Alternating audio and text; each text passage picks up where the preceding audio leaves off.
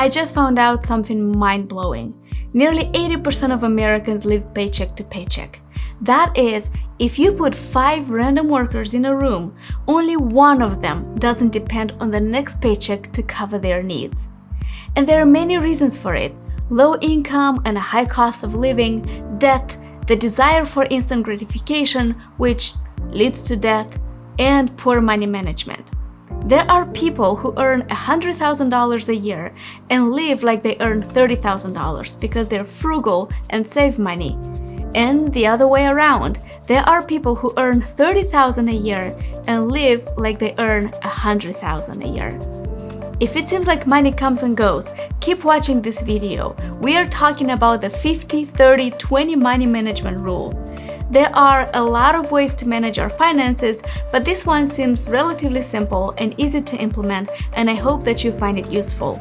We're talking about what it is, how to implement it, the issues with it, and some recommendations.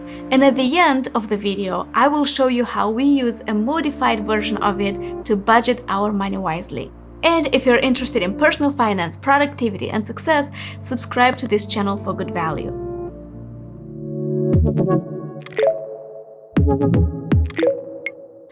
Let's get straight to it. The 50-30-20 budget rule is very simple. The idea is to take the after-tax income, which is the disposable income, and allocate it to spend the following way: 50% on needs, 30% on wants, and 20% on growing your money. Let's look at them individually. Half of your after-tax income should be able to cover your essential living needs. These are necessities and expenses that you cannot avoid, such as housing expenses, that is rent or mortgage, food, and that is grocery shopping, not dining out, transportation, that is public transportation to go to work, or gas for your car, insurance, health and auto insurance, childcare, or other expenses that need to be covered so that you can work. Minimum loan payments are also included in this category. 30% should go towards your wants. These are the non-essential items in your budget, such as travel, vacations, dining out, entertainment, shopping, monthly subscriptions. And lastly, 20% should go towards savings and paying off debt or investing. This is the amount of money you want to put away and prepare for the future. Distributing every penny of your monthly income into needs, wants, and savings reduces the amount of stress and helps secure your financial future. Suppose your monthly income after taxes is $4,000.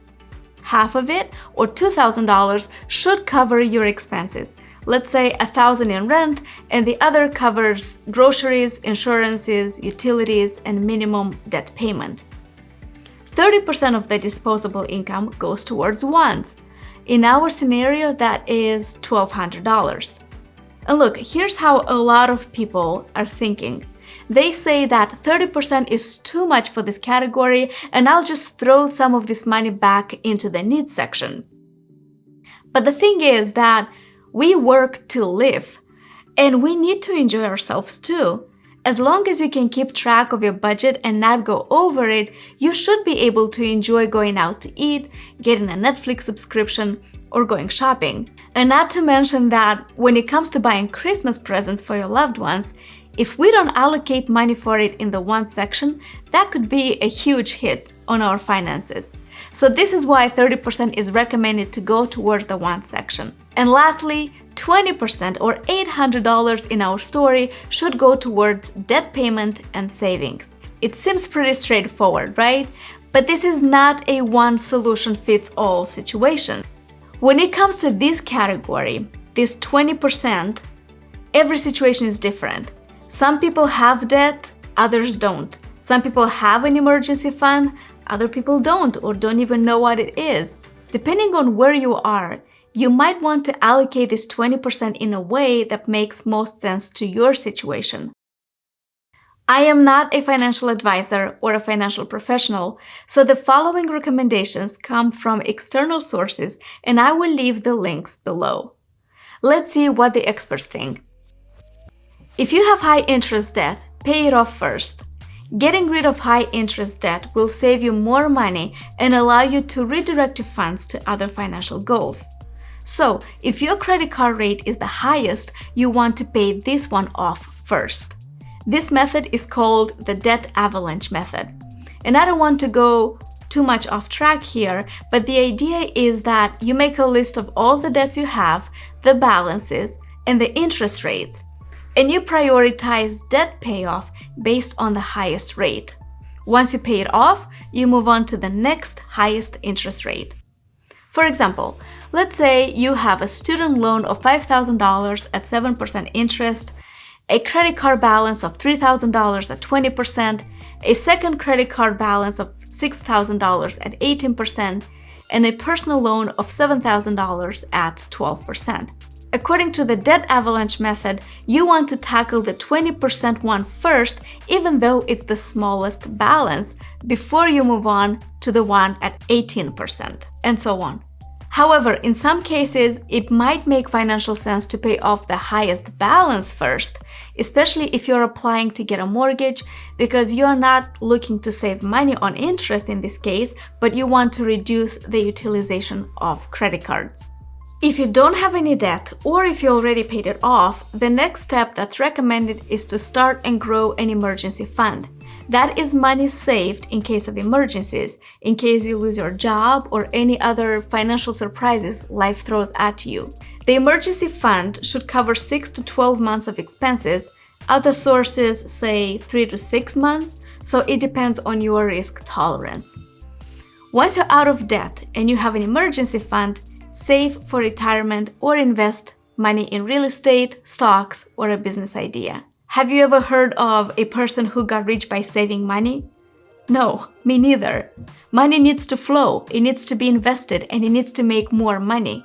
So it's all great in theory, but when it comes to putting it into practice, there are situations where the rule may not work or it's not clear. You might be wondering the following. What do I do if 50% of my income doesn't cover my needs?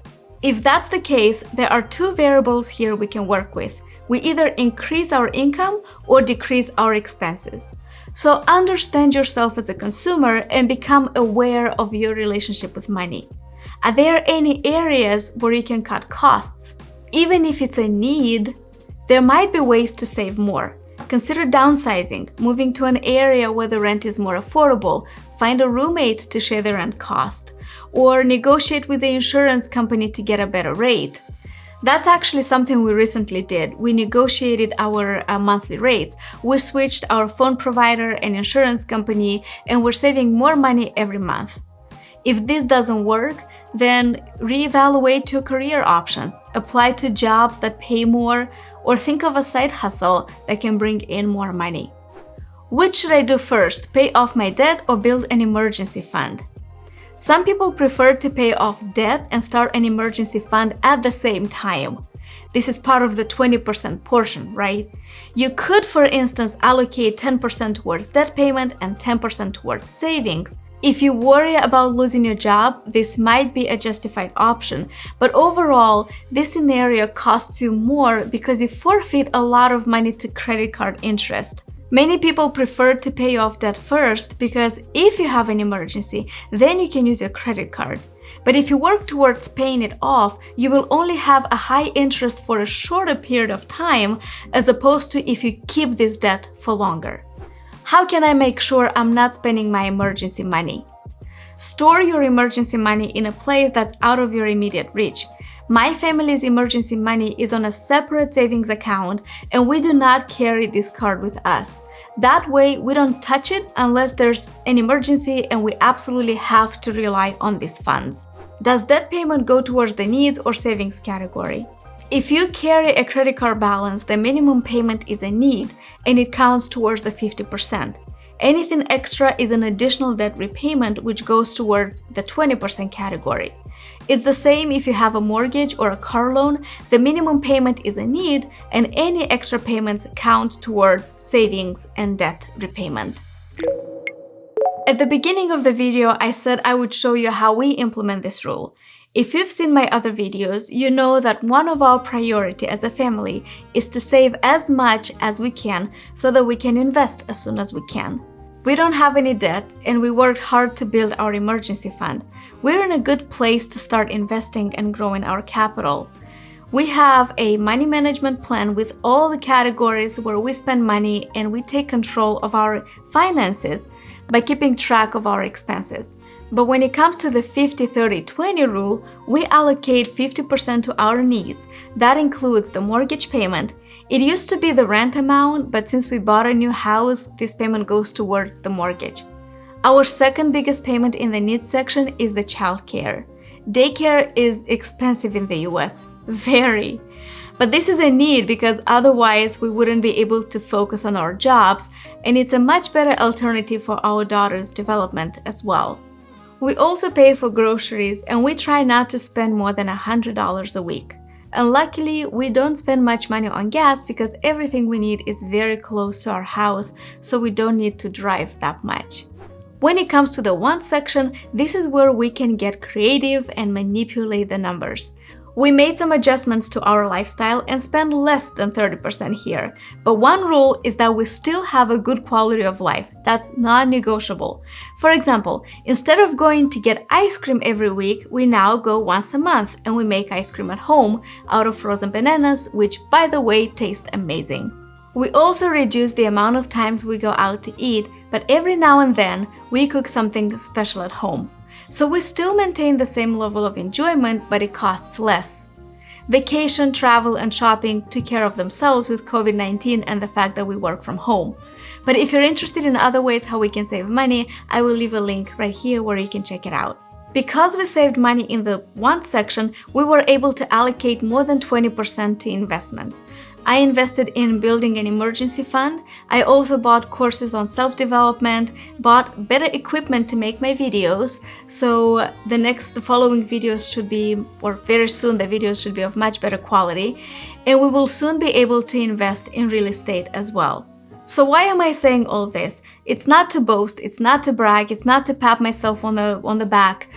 It is to say that without a plan to direct our money to the right places, this process would have looked way more chaotic, and I am not sure we would have achieved as much. And that's why I think that managing your personal finances is so very important. Give this video a thumbs up if you want more videos on personal finances. I am passionate about this and I'm happy to share this information with you. See you soon, friends.